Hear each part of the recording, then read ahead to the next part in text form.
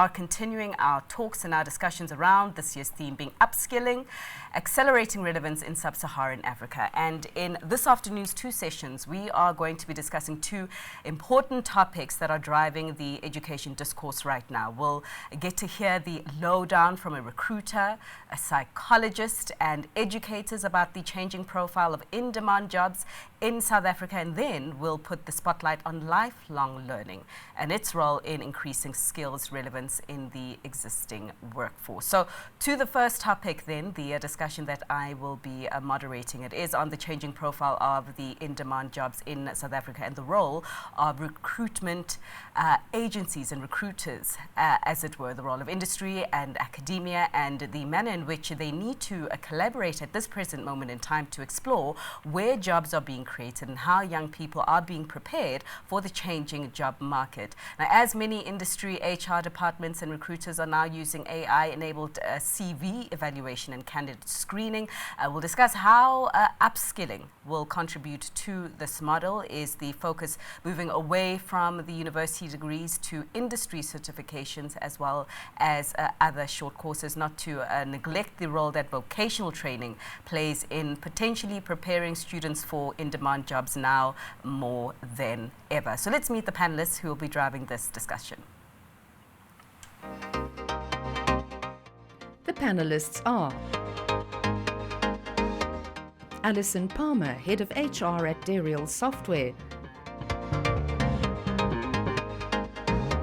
Mashudu Nefale, Senior Clinical Psychologist, University of Pretoria, Barry Foster, Director at BDO South Africa, and Joseph Gerassi, Executive Head, Red Hill School. And so this is a surprise. We've got all the panelists actually joining me in studio, and we were actually joking off air that I don't think I've ever had a full house of panelists since the pandemic, but I'm welcoming this, embracing the old as well as acknowledging the new. So Alison, to begin with you, so we're talking about in-demand jobs in South Africa. Just from your vantage point, in terms of what you are seeing, what are those jobs right now? Definitely in the IT space. You know, AI, ChatGPT, you know, all of this has taken the world by storm. So what we're finding is that the IT industry and the roles within the IT industry are changing dramatically. You know, the jobs of 2 weeks' time have not yet been invented. It's moving tremendously quickly. And we are seeing a huge uptake for need and skills in our particular area. Sure. Only in the IT space, Barry, perhaps No. you want to pick up here? Where else are you seeing demand? I would think in those traditional areas like in mining, and especially in the artisanal space, people that maintain and build equipment with which we mine, I think we have a real gap in terms of the number of people we have, both because we haven't trained enough and because they are also being digitized at the rate that they didn't expect or weren't ready for. Okay. Now that's an interesting addition.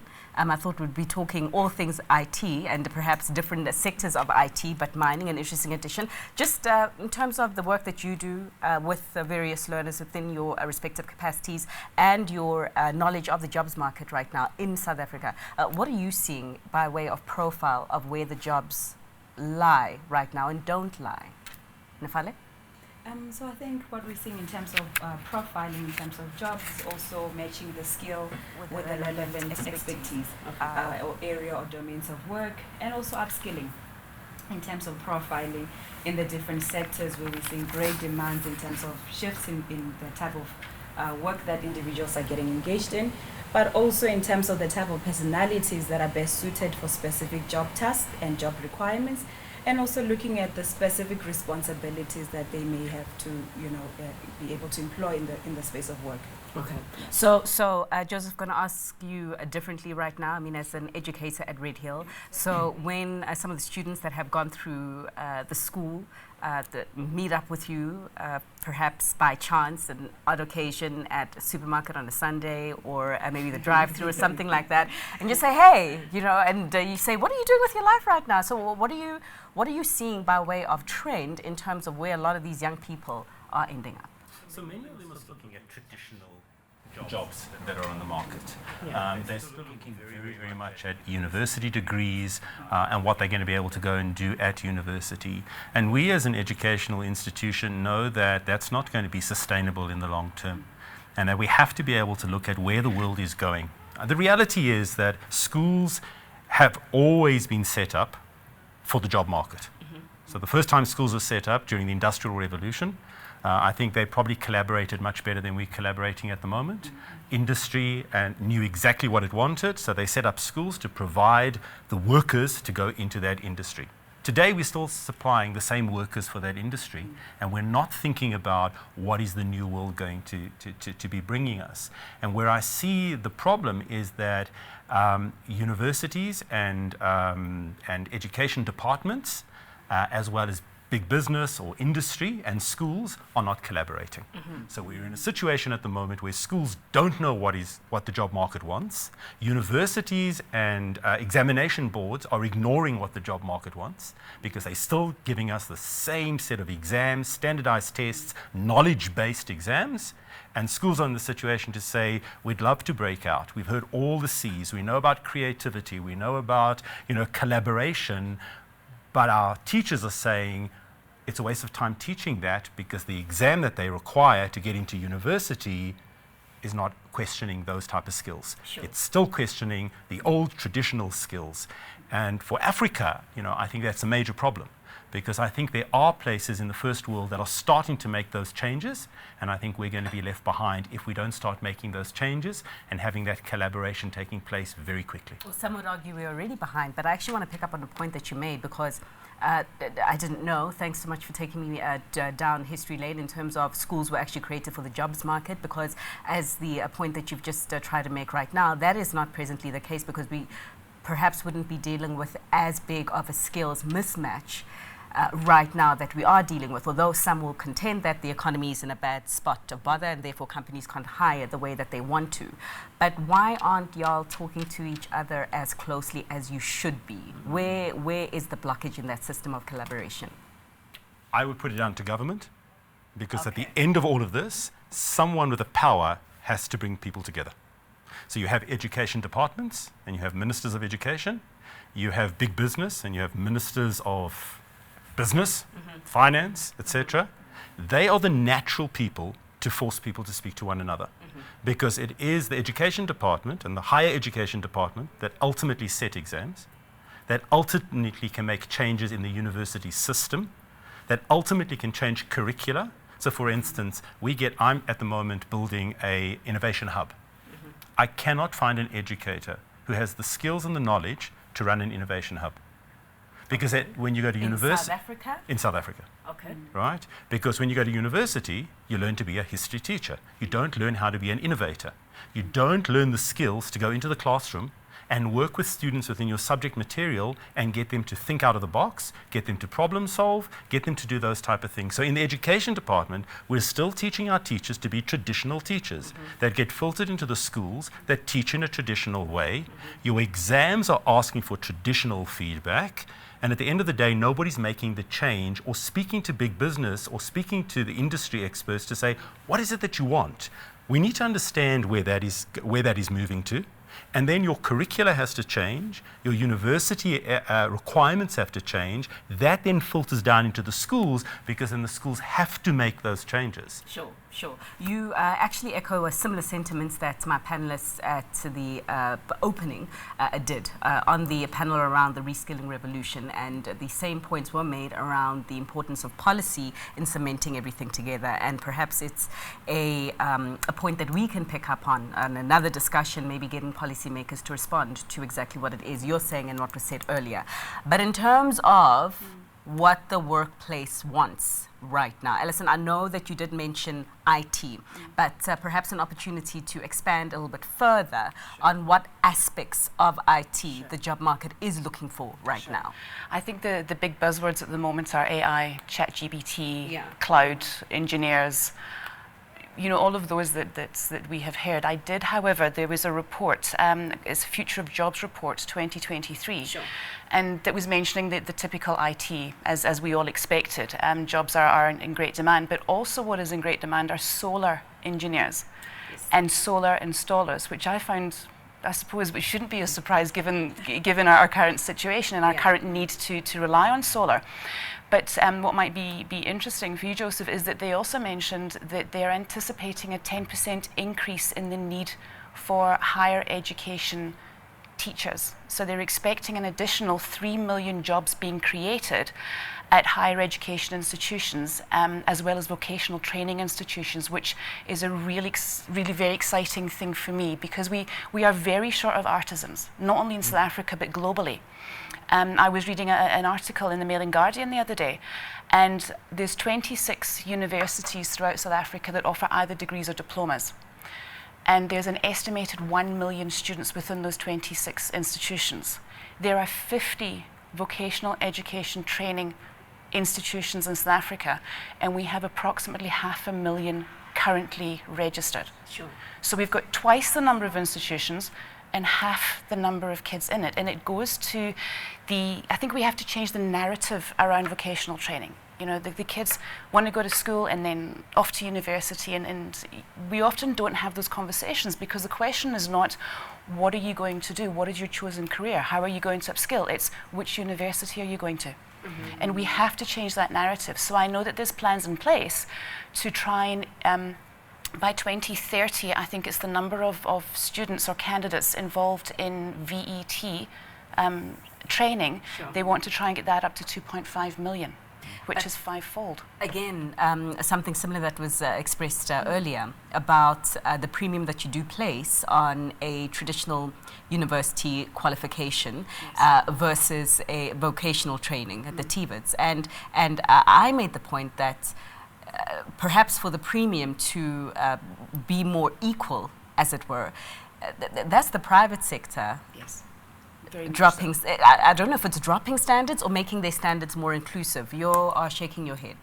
I think it's just purely a change to something different, and perhaps asking for different skills. The truth is, and I don't want to be derogatory about universities, but universities themselves aren't delivering the kind of skills they need to right now for knowledge economy students. So we're not getting that.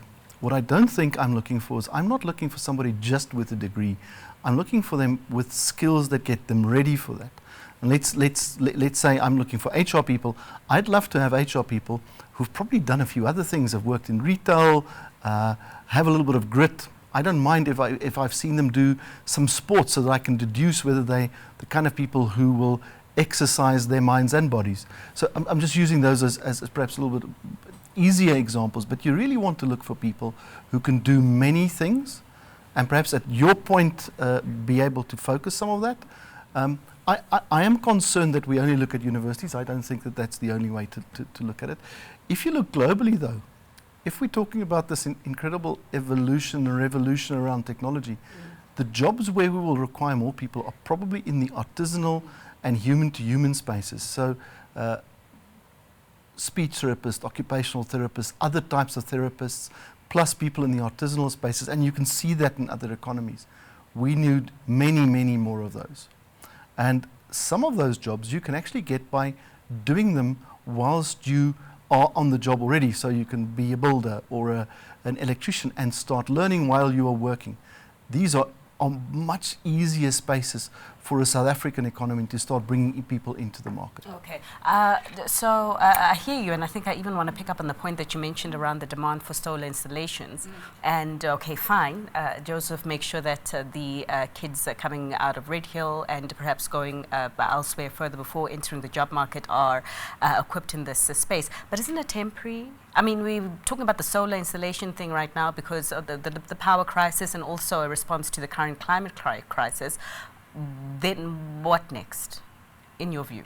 I don't think the climate crisis is going to leave us, unfortunately, anytime soon. So I think it'll probably start with solar installations and then move on to greener organizations. I can see a real push for us to be more accountable for what we're doing and the types of energy we're using and what we're providing. So I think the solar installation is probably, it's quite strong at the moment. There's a very strong need for it because of the situation that we're in. But I do think it's going to continue, and I can't see us putting up our hands and saying, well, now we're done. Now we can go back to where we were before. Sure. But then you look at maybe potentially the kind of skills that are required for this, right? For me, in my mind, traditional engineering, mathematics, science. We're thinking very differently at a school like Red Hill, and I think that's where schools should be looking at, because when we talk about the fact, I think we're narrowing, jobs in particular. Sure. If our students are being trained for any particular jobs, within 3 to 5 years, they're going to be out of jobs. With technology moving so quickly, we have no idea what the jobs of the future are going to be. Sure. So one of the things we should be teaching children is to be adaptable, right? You should be having a whole lot of different skills, not narrowing skills. So for example, we teach accountancy. We know very, very well that it will be automated. So what are we teaching children accountancy for? Well, it's in the curriculum, so just keep teaching it. How many years should we carry on that for? Another 10? In reality, within another 3 to 4 years, right, we won't need accountants. AI will be able to do it far better and far more specific. Okay. Right? Well, you need the accountant to ensure that the product from AI is correct. You need the checkers, Well, you know. You don't need so many accountants to check I it. hear you, and I You agree. need the expert who can actually work on programming of AI. So we're looking at a place where I think the world is moving so fast that the people with entrepreneurial spirits are going to be the people who are going to move ahead. Because they're going to be able to think out of the box, see where the world is, and then look for the gaps. Right? Now, how do you teach that? We should be teaching things like entrepreneurship, right, within our schools, because all students should be able to understand those type of things. How do you think outside of the box? Problem solving, all of these things should be added into any subject material that you're teaching. So if you want to carry on teaching accountancy, what are you teaching there? You need to be teaching innovation within that space, because our kids, if they're going to be ready for the world out there, I agree with what you're saying. I think, I've got a job out at the moment that I've said, I actually don't care if you've got any degree in it. Sure. Come in here, we'll teach you how to do it. What I'm looking for is, are you prepared to work hard? Do you have grit? Is this the innovation hub you're talking Yeah, about? in terms of those type of things. So we've got to be very careful. And the thing is that if we keep on thinking about jobs that are automated, those jobs are going to be gone. Right? So if we just keep on looking at people making bricks and putting bricks onto houses, that's gone. The world is already showing us that we can 3D a house. Right? So if we can 3D a house, right, and print the house, right, what do we need all the bricklayers for? So if we keep thinking that that's where the world is going and we need people to learn how to make bricks and build, they're going to be out of jobs in 5 years' time. We really have to look at this in a much larger scale, and a scale that, because of technology, is just getting bigger and more exponential every single day. And I think it is the dispositions that we're teaching children that are really important. So we're looking at how do we teach a child to be creative as a disposition, not as a skill necessarily. How do we teach children to be inquisitive? How do we teach them the grit so that when something doesn't work out, they'll move on to the next thing? Entrepreneurial, when the business they've started is already, it's been automated, where do I move on to the next business? We're going to have to teach children to be able to look for opportunities and find those opportunities in a world that is just exponentially growing way past what any of us sitting here can imagine. There's a lot of pressure. I mean, if I was a child today, I would feel a lot of anxiety about being told that the course that I'm learning today in a week or in a year from now might not even be relevant anymore. And Nafala, sorry to interject, just make the point that you wanted to make also, but I also wanted to ask you how the kids that you're interacting with at the University of Pretoria are feeling right now. I'd be anxious to the bone.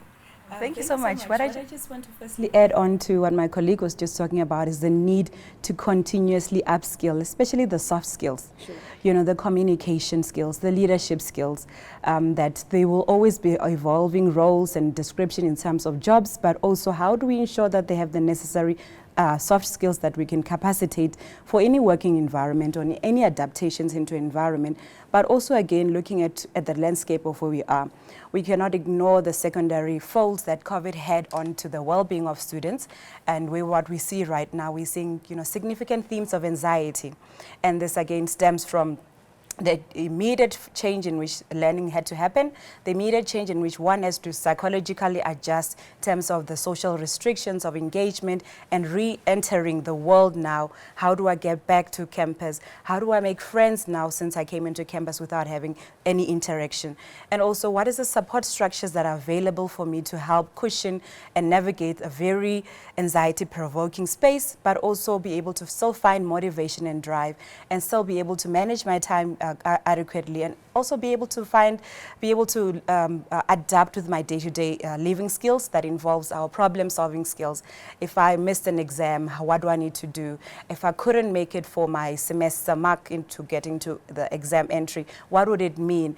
Can I review maybe my career pathing in terms of what I'm realizing as my choice initially when I came into the Institute of Higher Learning? Can I review this in terms of being adaptive and responsive of where am I at this point in time, where it affects my mind, where it affects my body as well. No, certainly. But now, Nafale, to come to you again. So you've just graduated, and there's a nice law firm that has seen you and has offered you a job. But now you're reading and you're seeing AI and chat GPT, and you're hearing stories that there is a bot that, there's a bot that is able to present law cases, and now you're questioning your relevance within this organization that you're stepping into. So just a follow-up question on anxiety, and perhaps as a psychologist, the role that you see organizations having to play to deal with a lot of these young people that are coming into this workplace, questioning their relevance in the next year or 3, and feeling very uncertain. I think there's need for organizations or companies to also emphasize or practice compassion, understanding where some of the students are, as I indicated earlier on, that if we look at your millenniums as they described, that they are the age cohort that was affected directly by COVID. Not saying that COVID is the only factor that is affecting mental health at this point or space in time, but also then looking at how can organizations also understand where are the employees at, in terms of their functioning, and also in terms of how can they also understand them by looking at how can we upskill. We find that in terms of the student meets all the criteria of what you need for the job description, but we are realizing that they're very nervous when they have to make presentation. We are realizing they get very anxious when they need to deliver on projects, and also looking how do we encourage wellness in the space of work with compassion, but also how do we also provide them with additional support into wellness, and also basic skills such as literacy or financial literacy, how to budget, for example, how to manage finances, which can have a secondary fold on absenteeism, for instance, if they're not managing that correctly, but also using your psychometric assessments as a tool to also look at what skill sets can we also advance in as an organization in reaching our strategic goals, our strategic values or views, and as well as what are some of the cultures we want to embrace using what is currently that we're seeing through the outcome of the assessments that may be provided. Sure. We've actually looked at our kids moving into industries where AI are not going to be able to take over. So the industries, healthcare. We have, for instance, an aging population that with AI and all the innovations, we're going to be living much longer. Sure. That means we're going to have a much larger elderly population. AI can't look after them. That's where you need the human touch. So we're saying that a lot of the jobs like teaching, like nursing, healthcare, that were undervalued in the past will all of a sudden start to catch up now and become far more valued, because a machine, no matter how you code it, doesn't have the human touch.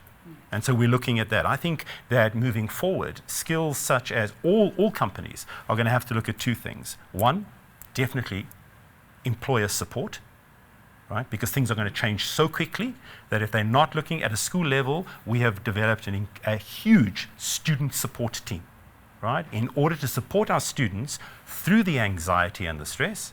And I think we're going to have career management teams, right? Because you're going to have to be upskilling all the time. So a really good company of the future is going to be saying, how is this company going to evolve? And how am I going to teach new skills to the people that I have? How do I move them? As the companies start to move, how do we say, okay, this is happening, we're taking the best of our teams, we're starting to change you, and we're going to move you in a different direction. Because what you learned at university is not going to help you anymore. Okay. So I think career management and health teams are going to be vital in any good organization moving forward to support the people that work there. Okay, fresh idea, haven't heard it before. Can I be the career manager at the innovation hub that you will do? But jokes aside, so employer support, it reminds me of your profile. So on your profile, you talk about the fact that you are very passionate about graduate programs and the responsibility of organizations to ensure that the environment is enabling for some of these new recruits coming in. So just talk to us about that and what is being done and perhaps what can be improved in terms of making the environment a lot more enabling for the new recruits. Okay. So typically what we do is that we bring in youngsters and we develop our youngsters from a holistic perspective. Okay. So yes, we are a software development firm, so they have to know how to program, but it's not only about that, we're also a consulting firm. So we teach them how to collaborate, we teach them how to engage. We show them how to communicate with a business person who's not a technical person, but to explain a technical problem and a solution. So, and it's all of those soft skills that have become really, really important. And also what I'm finding is that by part of being, well, as part of a project team with different levels of capability within the team, the youngsters are developing resilience.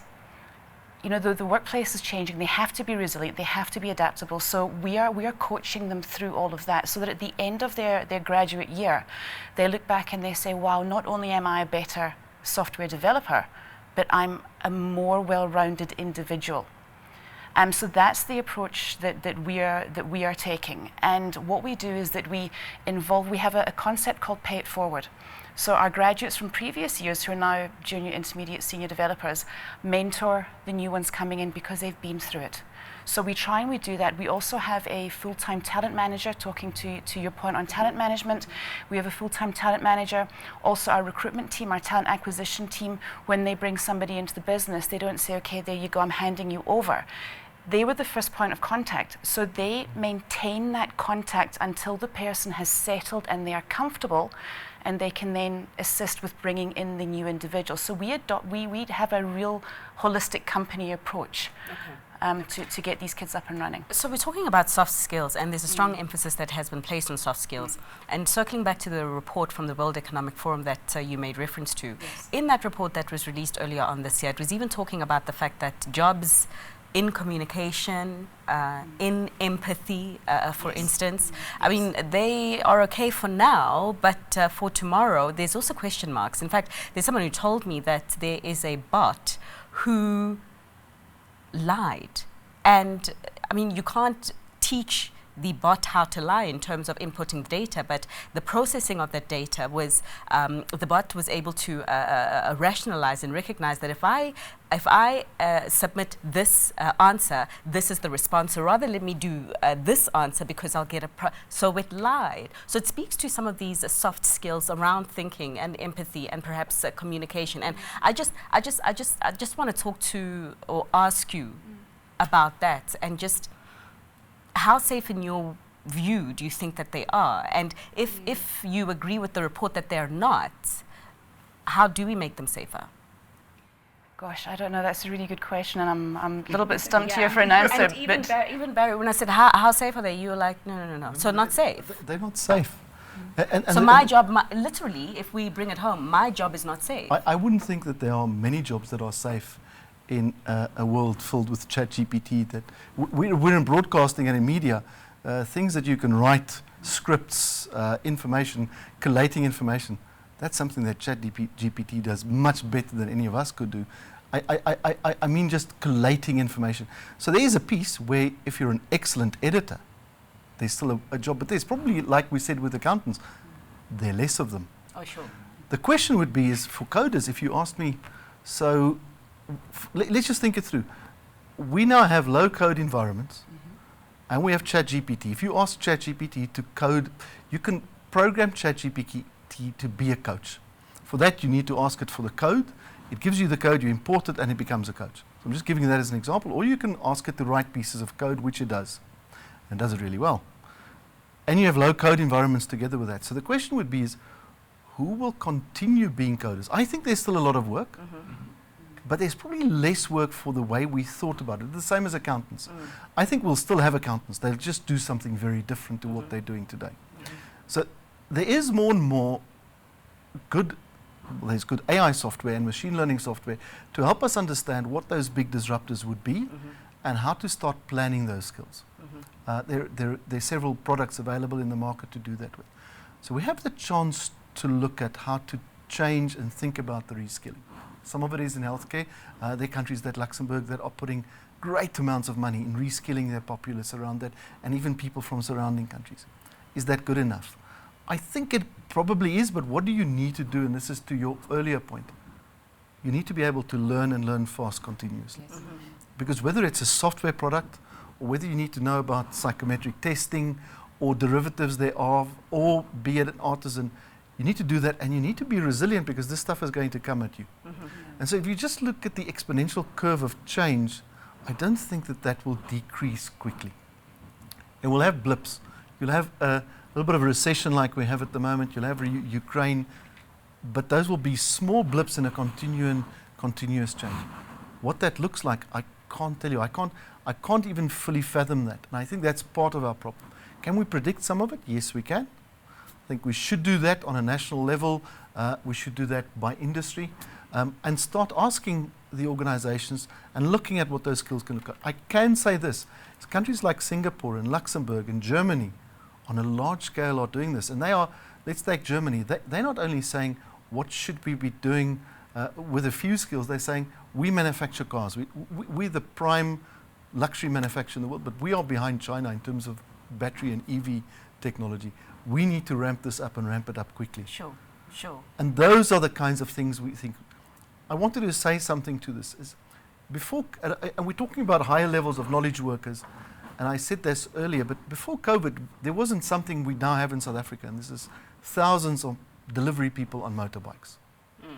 All started by 60-60. Now, I'm also thinking about that part of the market, and what do I want? I want people to be employed in good jobs, perhaps not the best jobs yet, so that they can learn. They can learn skills around management, timekeeping. They can earn a salary to go to university and gain more skills. That's also something I want. And so if we can innovate and create more of those jobs to create more spaces for people to develop, I'd also want that. Sure.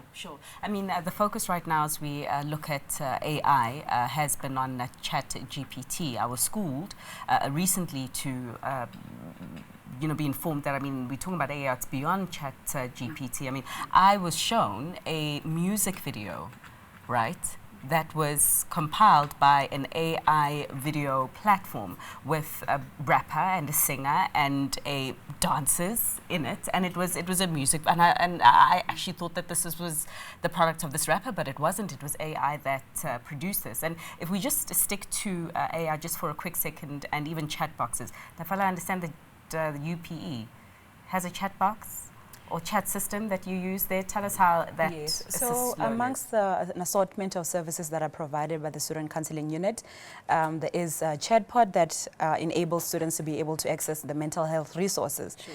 And this was upon the backdrop of COVID, to say that how do we not ensure that students are left behind? How do we ensure that there's inclusivity and there's access, despite some of the challenges that had a direct impact on accessing of services, especially around mental health. So what the chatbot also provides is 24/7 support, and it also links to external support like the UP Care Line, in which students can be able to reach out to a registered counselor. It could be in the midst of midnight, any other time of the day they can be able to use the chatbot. It also has psychometric assessments on the bot that also then helps to understand and help the student to understand where are they at, sometimes the awareness around mental health, and also breaking down the stigma around self-seeking behaviors, that it's okay to seek help, it's okay not to be okay, and it's okay to get the help that you need and the resources that you need, and it's one of the basket of services that are being offered. And what I also have seen with the pod is that some students may not need to necessarily see a psychologist on a one-to-one, but they may need to look at how can I manage my thoughts about worrying worrying around a test that's upcoming, about maybe an exam that's not too far that they are anxious about. How can I learn to breathe better? How can I learn to relax better? That the chatbot can be able to help with those resources of coping with day-to-day stressors, but also linking you where needs be to the immediate emergency support that will also be able to provide a service out of the realm of, the normal working hours. Okay, no, I thought it was really interesting, and thank you for giving us that color as to how it is working at UP. So a point was made earlier on that, we can talk about preparing learners, we can talk about the skills mismatch and all of that, but we are ducking from the real issue right now. And you touched on it being policy, and it leads broadly into the economy and how the economy is not functioning to the point that it should be, some say because the policy is not in alignment for growth. So Barry, you've got some thoughts on the current unemployment crisis, particularly the youth unemployment crisis in this country and how that's contributing to the skills mismatch. Just tell us more about that. So I want us to think about untapped resources, and I'm talking about money. Sure. So we're one of the few countries in the world where we tax corporations on a percentage of their payroll, and we put that into these sector education and training authorities. Now, they have been spending money, but we have not directed that money, by and large, to these large groups of unemployed young people. I have a friend who works in those sectors, and he often says, we're never going to be Bangalore, so we're not going to replace the coders of the coders. But South Africans are exceptional at application. Drones, equipment in mines, doing other things. And what we should be doing is en masse increasing the levels at which we're offering these things, and could be at TVET colleges. I think we're at a point, a little bit of a tipping point for government, where we need to say this is not policy anymore. This needs to go over into implementation very quickly. If we don't, we will continue being behind. And the problem now is that with the exponential curve, we then never get forward. So I do think, firstly, there's CETA funding. We should find smart ways to release that into the market so that it can be used productively. We need to very quickly work with the industries. We have those facilities through the CETAs available as a conduit for these discussions between industry and between the students and the unemployed, is to really start using that more productively. I'll say this, is I've been trying to see if there's been, with all of the funding we've put into the CETAs, have we seen an uptick in productivity in South Africa? So you would think that if you made those types of investments, you would see it, but we haven't. So the time is probably now to do that. The question then is which skills? Well, I'll start going for the skills that are in healthcare. I'll go for some of the IT skills. I'll broadly go and look for some of those human-to-human skills, and I'll definitely put a lot of money into artisanal skills. What I think will happen is the inevitability where the human spirit stands up and then says, we can do more, and they start doing more. But you have to release that. By continuing saying, well, we're just going to continue with the current education system as it is, and the kind of curriculum, and whether that's in private education or in public education, I think we're just past that point. Sure. It needs to be increased. Let's release it, and let's get those young people into the market with their level of creativity. You're often scared about what it's going to be like in the future. The real people who can tackle that are the young people who are going to be in the future.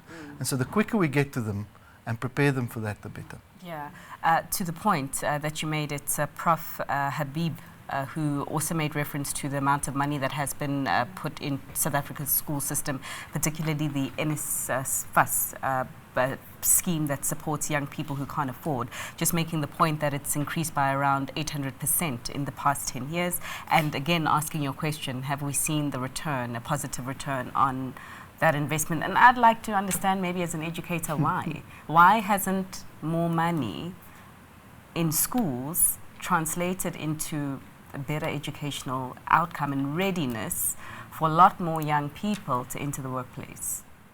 I mean, that would be a great question to ask the minister. Right. The minister who's been there for 20 odd years, Yeah, okay. in a failing system, and he's still sitting there.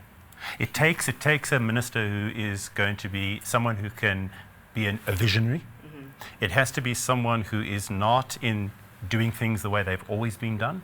And this is when we talk about, putting people into positions or into user groups that can think as visionaries and can look at innovating. We can't wait for 20 years for this change to come about, because we're going to lose our youngsters. And I'm less worried about those that are in private schools. Those students will find a way. Sure. Right? I'm talking about the 90% of our population who are not in private schools, who are at the mercy of a minister, right, who doesn't seem to want to innovate, doesn't seem to want to use the resources available to think outside of the box. And until we start to do that, we're not going to see any progress taking place. And there's got to be the political will to make the changes. And I don't think that government can do it alone. I do think that when we talk about, public and private partnerships, this is vital. We can't do things in isolation, because I go back to the fact that schools were established to have people being fed into the workplace.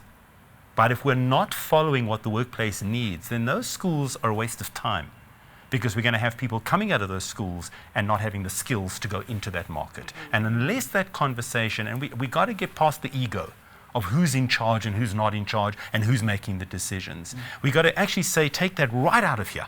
Okay, can we just, whether you're in private or in government, let's invite everyone to the table. And let's actually get the people who are thinking out of the box to come up with something that can change. This idea that a curriculum is put in and it's got to last for the next 20 years now is just so out of the way. With technology moving so fast, we've got to be adaptable. We've got to say, for the next 3 years, this is the curriculum. This is what we're concentrating on. But in 3 years' time, we're going to have another Bosperat and we're going to relook at that, because is it still giving us what we need for our children in this fast-paced world? So I'm going to ask you an unfair question, maybe. Apologies in advance. So great points that you're mentioning. And for me, I think that perhaps such conversations are already happening, particularly as it does pertain to what a appropriate curricula does look like right now for the learners of tomorrow. And I'd just like to know, in your capacity at Red Hill, is there any form of engagements that do happen with the education sector, with your fellow peers in the sector, with even private sector, because a case has been made that they also have a role to play here in doing exactly what you're talking about? So there is, for whatever reason, there is this view that private education is completely separate. Right? So there is very, very little conversation taking place between the government sector and the private sector. We're seen as being elitist, and we know what we're doing.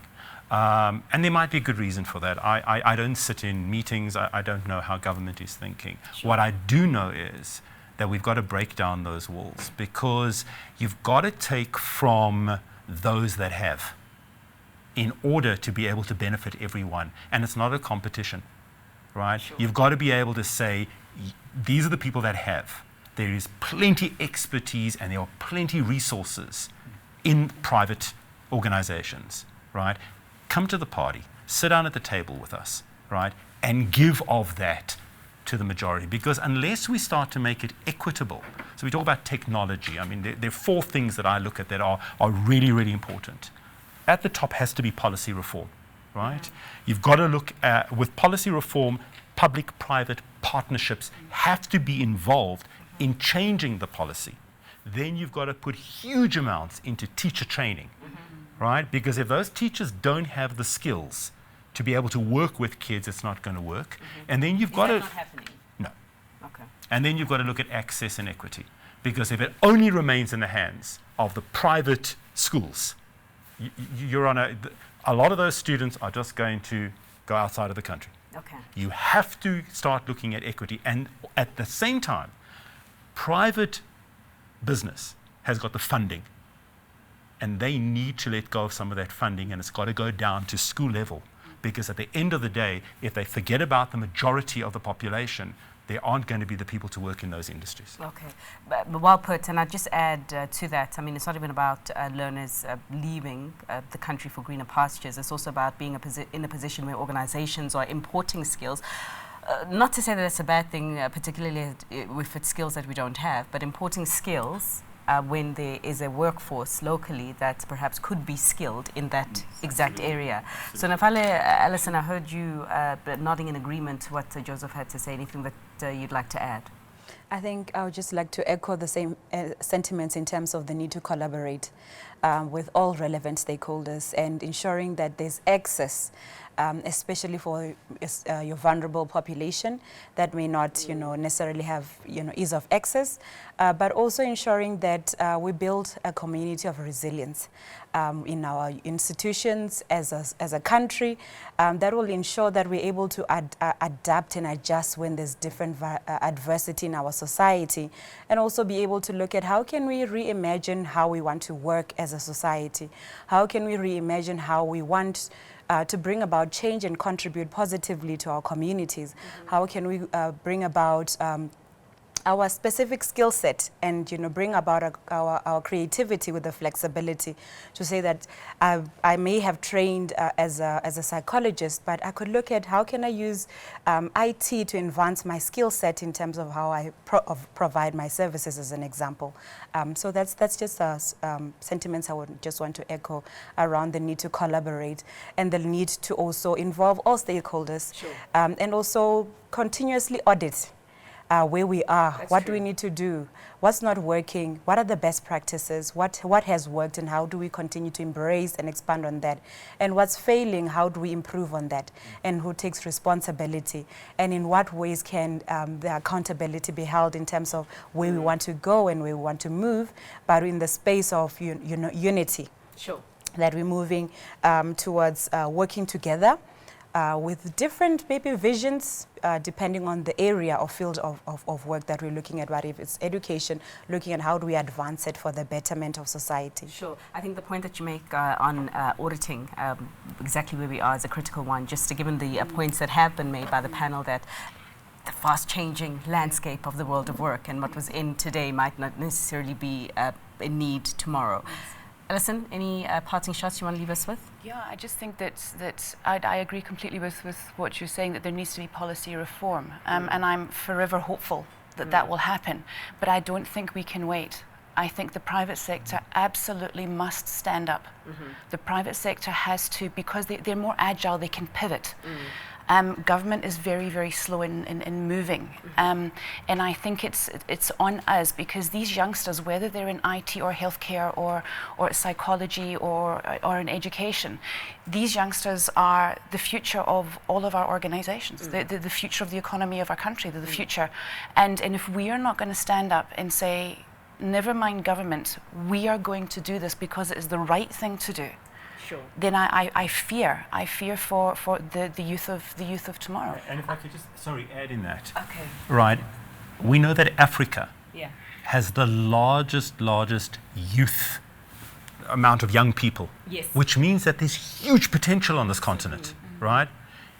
We can go one of two ways. We can either harness the ability of the youth by being able to do the things that you're talking about, or we can just continue in our same way, and what will happen is that youth will just become dependent more and more on social grants and handouts. So we can go one of two ways here. We could either become the giant that we're not at the moment, because we have young people on this continent, or we can just become one that says, I need a handout because I don't have the skills to do anything else. Sure. Barry, I'm out of time, but I'm going to give you 30 seconds to leave us on a positive note. I like this because this panel, the mood was just so real. I get it, but just to give us a bit of hope, as Alison was talking about.